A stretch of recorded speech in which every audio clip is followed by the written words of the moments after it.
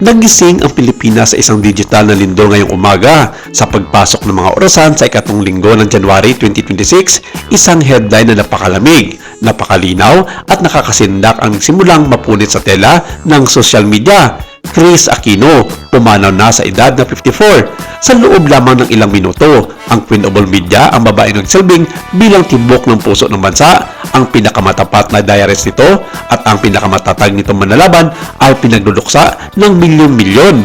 Dinagsa ang mga parangal sa X, sa TikTok at Facebook, sinindihan ang mga kandila, tumulo ang mga luha, ngunit sa likod ng mga screen, isang mas komplikado at nakakagulat na pagsisiyasat ang nagbubukas dito. Ito ba ang kalunos-lunos na pagtatapos ng isang political at entertainment dynasty o ito ba ay isang pinakamalisyosong ditwaks sa kasaysayan ng internet sa Pilipinas?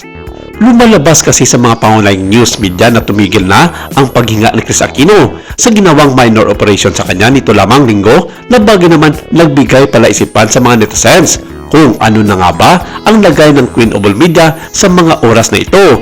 Ito ay isang malalim na pagsisid sa mga anino ng crisis sa kalusugan ni Kris Aquino, ang misteryoso ng late September o PET scan at ang emosyonal na pangako na nagpaparatili sa isang namamatay na alamat na lumalaban para sa kanyang buhay. Ang anunsyo ng kamatayan ay isang obra maestra ng pagmamanipula. Gumamit ito ng mga botol ng larawan, malungkot na musika at isang mukhang profesional na banner ng balita upang kumbinsihin ang isang publiko na pagod na sa mga taon ng mga update sa kalusugan ni Kris.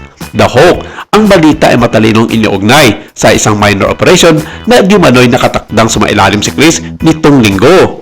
The Conflict, kahit na nag-viral ang mga post na RIP sa isa pang thread na impormasyon o lumitaw, isang mensahe na nagsasaad na si Kris Aquino ay aktibong naghahanda noon para sa isang medikal na pamamaraan at patuloy na magpapost ng mga update sa kanyang sarili. The Chaos, sa loob ng 6 na oras, umira ang Pilipinas sa estado ng Schrödinger screen. Siya ay sabay na iniulat na patay na dahil sa ginawang minor operation sa kanya na nagdulot ng paginto ng kanyang paghinga. Ang pagsisiyasat ay nagsimula ng pagtagas ay tumuturo sa isang sopistikadong network ng clickbait cartels na kumikita mula sa pambansang kalukutan sa pamamagitan ng pagkapitalize sa kanyang mga well-documented na pakikipaglaban sa maraming autoimmune diseases na lampasan ng mga entity na ito ang pag-aalinlangan na kahit na ang pinaka-nakakanawa ang mga netizens.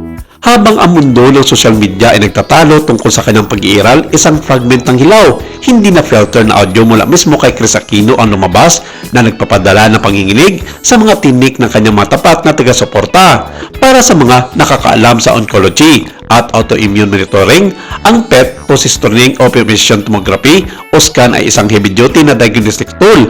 Ito ay ginagamit upang makita ang cancer, suriin ang mga problema sa puso o mga sakit sa utak. Ang katotohanan hindi maalala ni Kris, ang tiempo ay nagbumungkahi ng isang antas na medical fog o pagkahapo ng lubang nakakabahala.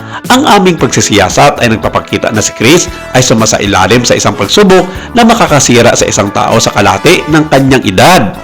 Ang kabigatan sa itaas ng katawan na inilarawan niya ay hindi lamang isang pisikal na sintomas. Ito ay ang bigat ng isang babae na gumugol ng huling 4 na taon sa pagsundot at pag-scan sa isang masakit na pagganap para sa isang normal na araw. Ang investigasyon sa Death of 2026 ay nagtatapos sa isang tiyak na sagot. Kris Aquino is alive.